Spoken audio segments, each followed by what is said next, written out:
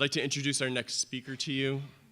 She's a mother, an entrepreneur, a social media enthusiast, a community builder, and a graphic designer. She graduated from the University of Hawaii in Manoa with a Bachelor of Fine Arts in Graphic Design in 2008, and in 2010 she co-founded Wahine Media, a social media agency for businesses. She has been the president of the Social Media Club of Hawaii. She was a finalist for Pacific Edge Magazine's Business Achievement Awards for Young Professional of the Year. She was a featured speaker at Ignite Honolulu in 2012. She was awarded the Technology News Bites Social Media Award for being one of the top most influential people in social media in Honolulu, and she's currently teaching for Pacific New Media's Social Media Certificate Program. Wahine Media's clients range from hospitality to healthcare, restaurants to retail, education to startups, nonprofit to HR and staffing, and tourism to tours. That covers a lot of ground. Ladies and gentlemen, please welcome Gwen Woltz. Thank you. Thank you so much. Can you guys hear me? Is my mic on?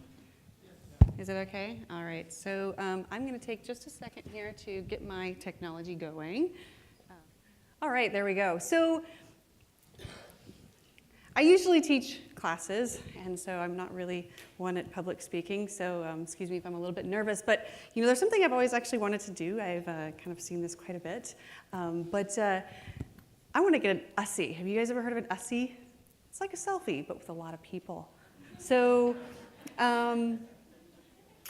I'm going to turn around, and I'm going to try to get my face in it too, but I want all of you in my USSI, because I definitely want to post it, and I want all of you to be in my post. So I'm going to turn around, and 1, 2, 3, everybody raise your hands. 1, 2, 3, choo-hoo. There we go, awesome. Thank you so much. So I moved to Hawaii in 2001. I graduated UH Manoa. I had my daughter in 2009.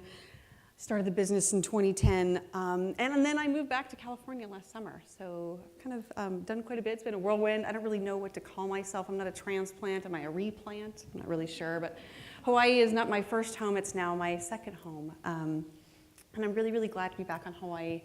And Maui in particular. Maui's really near and dear to my heart. I've never had the chance to actually live here. But, oh, sorry about that. But if I had the chance to move back to Hawaii, I would certainly come to Maui. I love this island.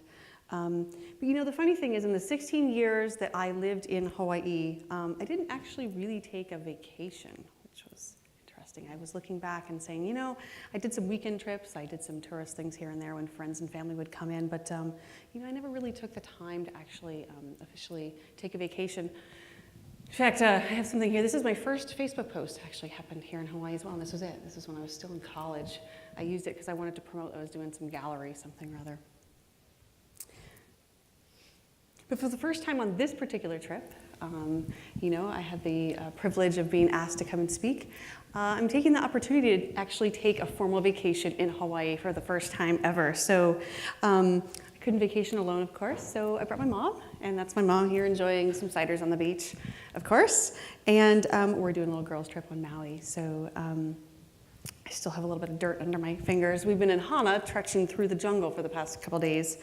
But you know, what I learned about being a visitor to Hawaii for the first time in my life is that you can't go home without, first of all, a sunburn, and second of all, a story. And I managed to get a sunburn, even though it was cloudy yesterday. So that was a success. And I also managed to bring home a couple stories, for sure. I don't really have time to go into any of them, so come up and ask me about my adventures in Hana. I always find, I've been to Hana 3 times now, and always come back with amazing stories to bring home. One of which, mud on my face, that's a whole other story.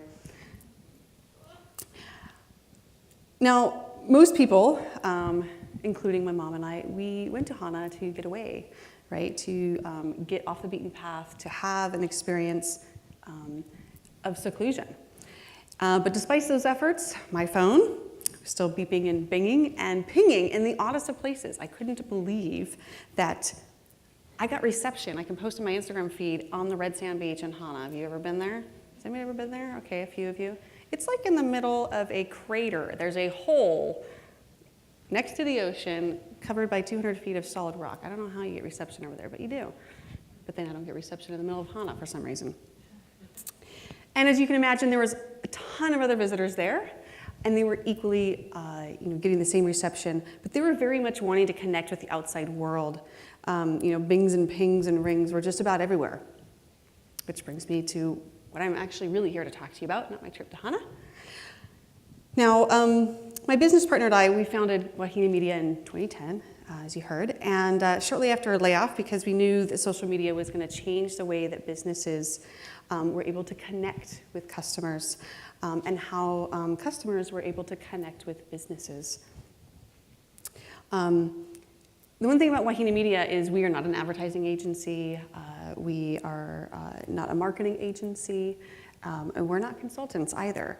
We're what you call implementation experts. And so our team is a team of very talented young women and men that have our fingers on the keyboards on behalf of businesses just like yours on a daily basis, big and small, government, non-government. So we know the ins and outs from A to Z. So that's what I'm here. I have that perspective when I talk to you about social media. I know every little detail and nook and cranny of the pitfalls and the success. I've seen a lot of success in social media for sure. I'm really proud of my team.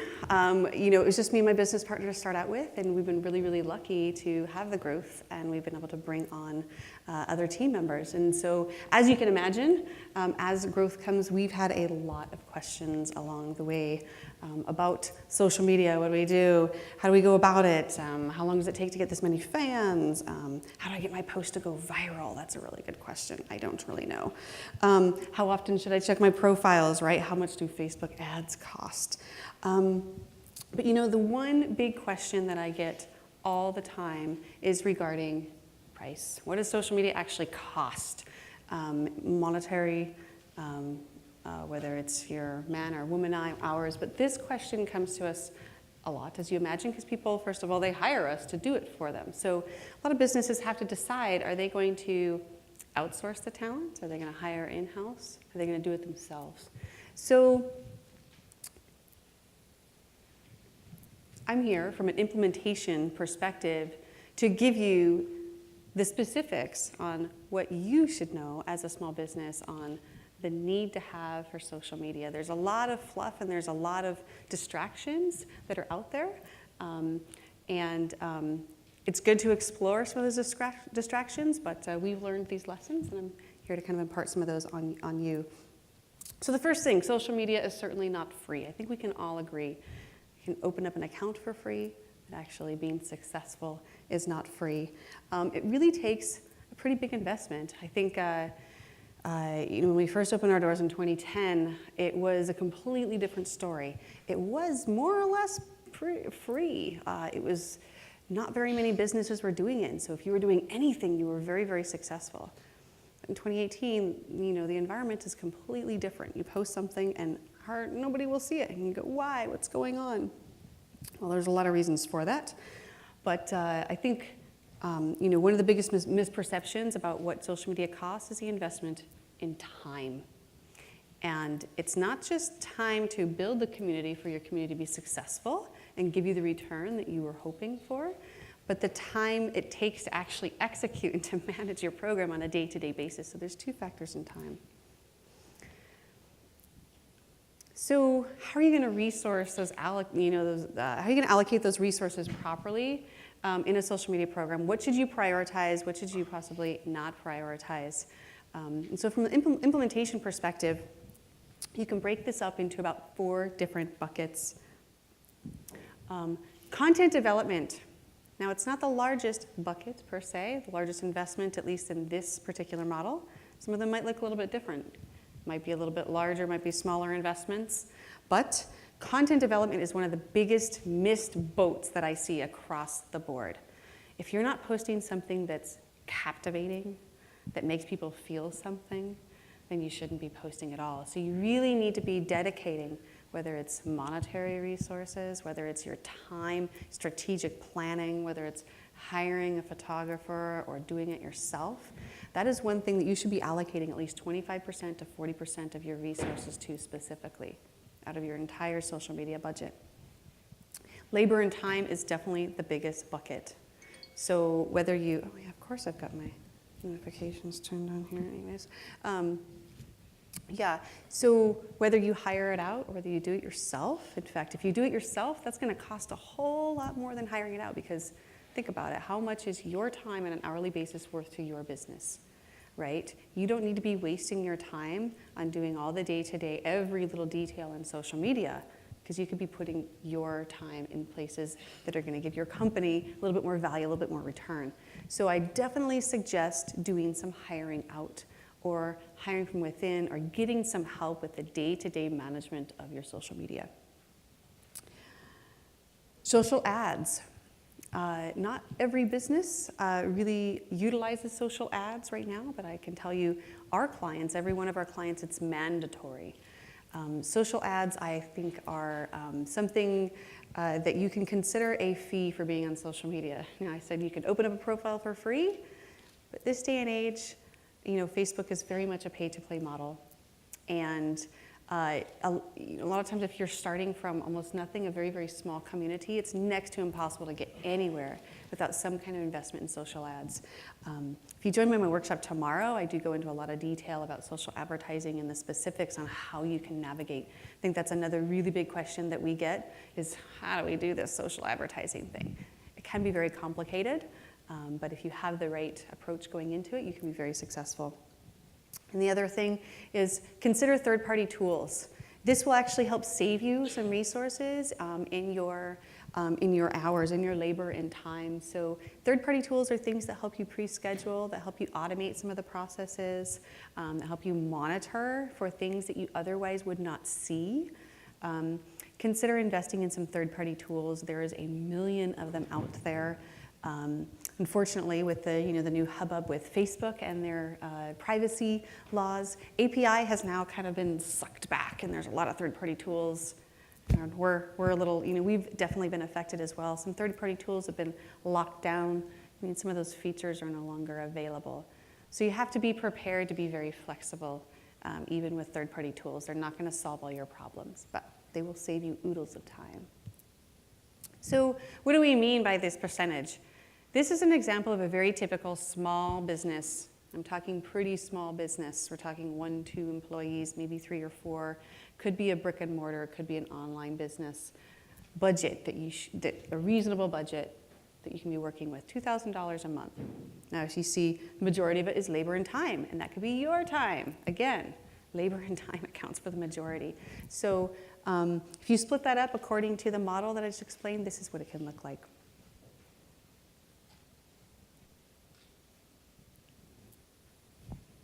Next slide, there we go. There we go. Sorry. It's back to the budgeting. Absolutely, yeah. Do we have a question? So is that $2,000 per month? So that's the breakdown of. Yeah, the breakdown of $2,000. It's a good example, right? This is, all examples based upon our average, what we see amongst our clients, right? So it wouldn't necessarily be exact fit for maybe your business, but the point is that I think labor and time is one thing that is not accounted for, in addition to social ads and the third-party tools. I think you just really have to look at big picture. And if you're going to, hire everything out, then this will give you a much better understanding as to what you're getting out of that labor that you're hiring out. Thank you for the question. The other thing is, social media is not just a marketing investment. You have to consider, for your business, social media can tie into so much more than just your marketing and sales efforts. If you're looking for budgets, where are you going to find this budget? If that's way out of your budget, well, where am I going to pull it from? Maybe you have a business partner or other stakeholders who you're trying to justify these budgets or get them approved. Consider that social media can really benefit many departments of your company. So, of course, absolutely marketing and sales, it's really, really big. But have you considered that social media plays a huge role in your public relations and outreach efforts. That's not necessarily marketing, right? It can also play a huge role in your operations. So things like Yelp and all your review sites can really be insightful on how your employees are performing, how your products are performing. So consider that you can allocate a little bit of resources from your operations budget if you're looking to creative ways to fund your social media. Customer service is huge for all of you small businesses who have a brick and mortar or anything to do with have any interaction with your customers. You really need to think that social media is a huge investment in your customer service and customer relations more than anything. It's not just about putting out your messages and expecting something to happen. It truly is really, really powerful in this particular department. So, if you're a restaurant or anybody who has a lot of review-oriented kind of activity on social media, I think that the majority of your resources should be allocated from a customer service budget. And of course, human resources. A lot of people don't consider this, that your social media presence really can play into human resources, like we were talking about this morning. A lot of millennials, like myself, although I'm on the cusp, right there. We have a little bit different expectation when it comes to employment. And the vast majority of millennials will go and Google a company, go look at their Instagram, look at their Facebook, and see if they're cool enough to work there first before they even consider applying. So think about that. What are you putting out there as a company? Do people want to work with you? If your messaging is kind of stale and stagnant, then they might think you're not very creative. And a lot of us are really looking for places that we can grow and express our creativity. But there's also some ways that you can save some money as well. There are a lot of entry-level tasks with social media. When put into the right hands, you can certainly save a lot of money. Taking real-time photos or videos. This one's a little bit controversial because I'm certainly not advocating replacing professional photography or videography. There's nothing that will replace that whatsoever because we all can see the difference. But in some cases, there might be real things happening on location. Ulupalaku is a really good example. I follow you on Instagram all the time, and I don't know who's doing it or who's taking your pictures, but at any time on Instagram, you kind of have this really down-to-earth grassroots. You can see exactly what's happening real time, and it's not really, it doesn't feel like a professional photographer, but it still makes me feel something. It's like from a cell phone, and it's just these really organic looking images. So you certainly can save a little bit of resources by expanding a little bit on how and where you get your content from.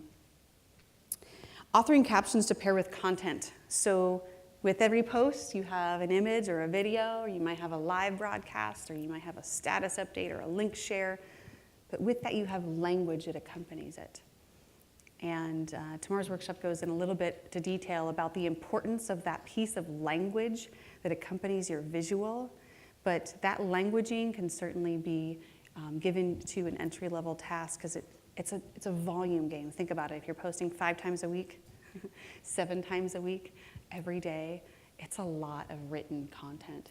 So get somebody to get those started and at least give you a bank of pre-authored content. It's kind of how we formulate some of our workflows as we fill up this big bank of evergreen content that can kind of be used at any given time. So you can certainly allocate that to somebody who has really good language skills. Light engagement on the profiles. Now, I do emphasize light engagement, and I say no customer service. This is just the act of going to your profiles every day and making sure that things aren't burning down. So you're going to check your mentions, you're going to check your check-ins, you're going to look at your hashtags. Has any of you ever monitored, or actually, by a show of hands, who in here has a brick and mortar business? Somebody can actually walk in. Okay, now lower your hand, keep your hands up. Keep your hand raised if you monitor your geotag. Keep your hand raised if you monitor your geotag. Anybody know what that is? Or we go just a couple. So a geotag is essentially something where I can walk in right here and I can snap a selfie and I can say I am at the Maui Arts and Cultural and Arts and Performing Center. And it's this little geotag that you attach to this post. It goes on Instagram and then it carries over to Facebook. You can monitor those. If you have a brick and mortar business that somebody can walk into, I guarantee you that people have posted images of themselves at your business, of your products, attach the geotag, but not even mention you. So you won't even know that it exists unless you monitor your geotag. So go have a look at that. You can search for it right on your phone. If you just do a search, you can filter it by tags. Locations, I think it's called now anyways. Something, it's always changing. But light engagement on profiles, the point is that having somebody there every day to make sure that they're covering all of these bases, it's a little bit of a task. We call it rounds with our company, so it's the person who's just that first responder. Now it says no customer service because a lot of times customer service issues, things like complaints, or maybe there's very detailed, specific questions about your brand or your product, you want that to be answered in the right hands so that you might be the point of contact for when that comes about. Just make sure you have a system for when you do have questions that this individual cannot answer.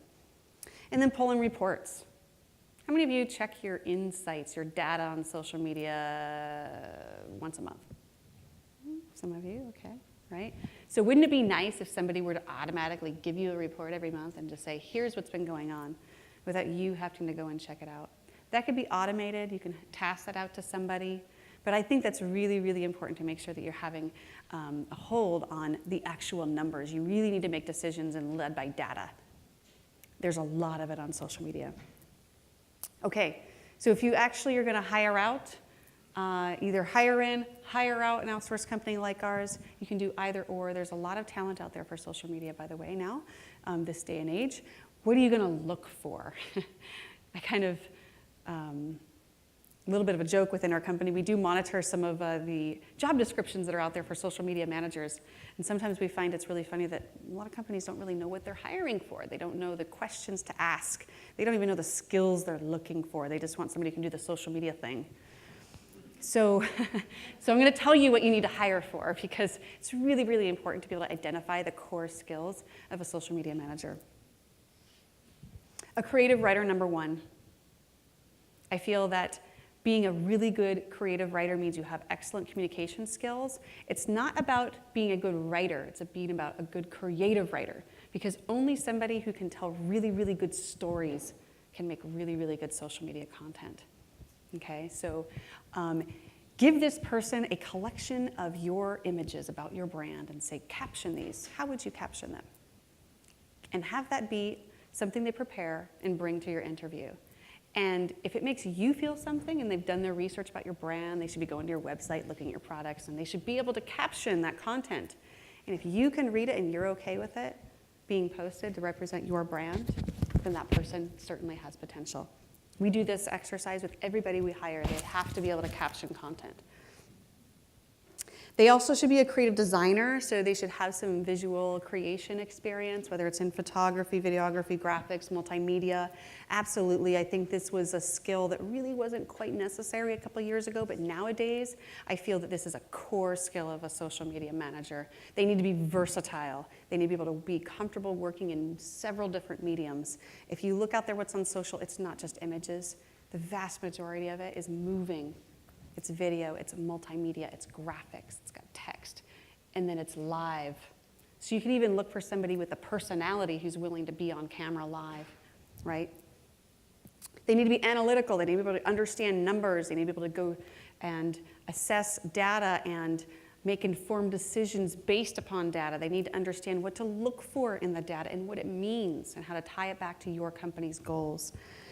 And they also need to be experienced in advertising, not necessarily traditional advertising, placing print buys or traditional media, although there's a lot of overlaps because a lot of the same consistent kind of questions you ask yourself going into social ads, you ask the same questions, target audience, where are you going, the visual look and the feel and the message, and all of that stuff does apply.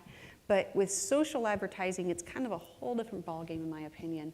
The intricacies of your options are so mind-boggling and so vast in social media that it really takes somebody who's had some experience actually placing ads, I feel, to have success in social advertising. Again, I'm going to talk about that a little bit more in tomorrow's workshop as well.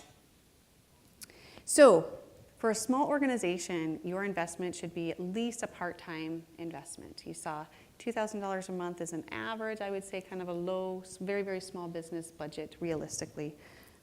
But it can go all the way up to full-time. I mean, we work with companies who have an entire team of social media managers, and then we are also their outsourced full-time team.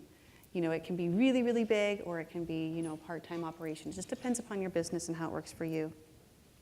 I know this is a little bit difficult to see, but this is data pulled right from Glassdoor, I believe. These are average salaries in the social media world in Honolulu, mind you. And if you notice, social media analyst, about $60,000 a year, to a senior social media analyst up to $80,000 a year. Marketing coordinator might be about where like a social media manager falls, between $40,000 and $60,000 a year, or a social media communications specialist about the same. So just give you a realistic expectation on if you are going to hire full-time, this is about the salary you should be offering. This is the competitive salary happening right now in Honolulu. This is a really, really big question. I don't have time today to go into it about ROI and how do you measure and what do you measure and what does it mean. I'm going to go into some details and give you a really cool little formula that you can use to generate some dollar value that your social profiles has. Okay. Really quick, I know I'm running a little bit short on time. I'm going to give you a really quick need to have list, right? So this is absolutely what you need to have. First of all, you need to have a plan. I know that a lot of us are very uncomfortable with going into social media. We're like, what are we going to do? I don't know. Am I going to succeed? Well, it doesn't really matter. The bottom line is that you're doing it. And even though you don't know for sure if your plan's going to succeed, you at least have a plan. You need to have some kind of direction. And the reason is because there's a lot of distractions on social media. As a business active on social media, there's a lot of distractions. And as a consumer, there is a million distractions. So you need to be very specific, very targeted, and very analytical about what direction you're going in, right? Be very clear about your brand's look, feel, and voice. I really like the exercise that was presented earlier about making this personality of your business to a specific person. How does he or she feel? What's her mantra, his mantra? Where does he or she live? How old is she or he, right? So create this persona for your business and be that on social media. I think a brand voice, literally down to what kinds of words and what kind of phrases, what tone do they have? Are you going to integrate a little bit of pigeon? Are you not going to do that? Are you know, how? So don't be schizophrenic. Don't have like multiple people posting on your profiles inconsistently with inconsistent brand voice. It's really important to define that. And expect most of it to be trial and error. You're going to fail, you're going to slip, you're going to fall, but we all do. And that's the only way that you're going to learn. So, you know, we did not make the guidebook. We didn't go into this as experts at all. You know, our company's only 8 years old, so the only way that we learned was by trial and error. Fake it till you make it, I guess, right? And spend a lot of time ask why. Find what works, what doesn't work. Make sure that you go back. I would say on a monthly basis, you should be looking back a couple months and really having a critical eye on what you've been doing, what works, and just get rid of what does not. And you need to have remarkable content. I cannot overemphasize this. You really are going to fall flat on social media unless you have remarkable content. This means visuals, and this also means language. Because only the best content and product, you can't have a lackluster product because people will see right through it, but all content, only the best content is going to be able to break through the algorithm. Have you all heard about the algorithm? You know what the algorithm is, right? Okay. Yes, it's what Facebook decides goes on the home feed. And it's even more competitive. February of last year, 2017, it was predicted that on average about 10% of your content was seen organically by any fans you'd have. It's down to 2, maybe 3% if you're lucky. So basically that means that, 97% of your efforts are kind of for naught. So you need to make sure that your content is going to kind of punch through that algorithm.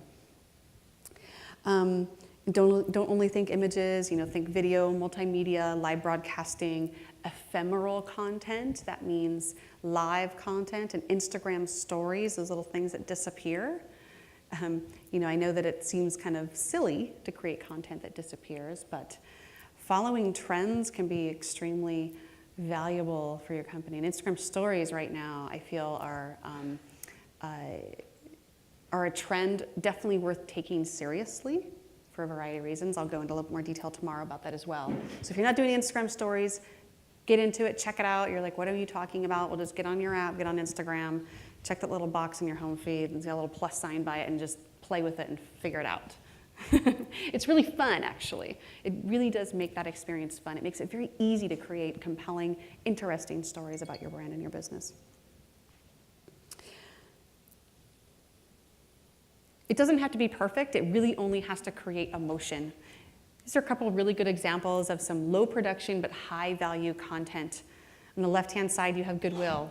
This is just a picture taken behind the scenes with a cell phone. And not only is the picture really captivating, it's fun, has action, surrounding Halloween, the caption, right?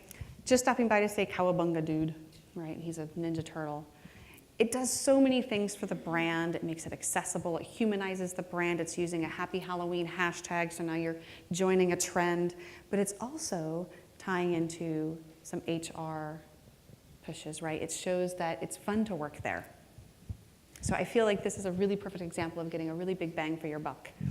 And then on the right-hand side, Bishop & Company. Judy was here earlier. I know she's not here anymore, but they're a client of ours, and we did a series of videos, interviews with them, where it was just a one-day, more like a half a day, a couple hours, I think, actually, a video shoot. And on that video shoot, we produced over 300, 400 different video clips from just doing simple interviews. I spent about 10, 15 minutes with 3 or 4 people, interviewed them, and the videographer was able to make so many different clips. Now we have 2 years worth of little clips, video clips we can use on social media. It can be used on their website, it can be used in PR, it can be used anywhere. But just a half-day videographer, we get a big bang for our buck. Now this is an example of high production, but it's a little bit more down to earth. So remember, you need to make it accessible. You need to be human. I think a lot of people on social media, they want to be spoken to on a peer-to-peer level. So even if you do have some very high production value content, you can still make it very accessible. And sorry, I don't know if this little animation is going to work, but I can just describe it. It's literally just the watermelons are dancing, and it's a little cute little stop animation bit. And this is by Sharpie, right? And I know, their style is this is kind of a regular style of theirs, where they do a lot of animations. But then they put this out to their community. They get their users and their customers to come and do the animations of their own. Okay, last one here. I know I'm running a little bit behind, but invest in relationships. Spend that time to be there every single day on your profile and get to know your fans, just as if they walked in your door and had a conversation face to face, right? Plan to be there every day, whether it's you or you're having somebody else help for that. And then make sure that you have a plan for when things go wrong. Write down a plan if you had your worst PR nightmare come true, and make sure you have a game plan. Are you going to shut your profiles down? Or how soon are you going to post a reply? Like, there's many different things that can go wrong on social. I don't mean to scare you, but it's very transparent. It's very accessible. So the power is in the consumer. So they can say just about anything for your brand. So make sure that you have a plan for when it goes wrong.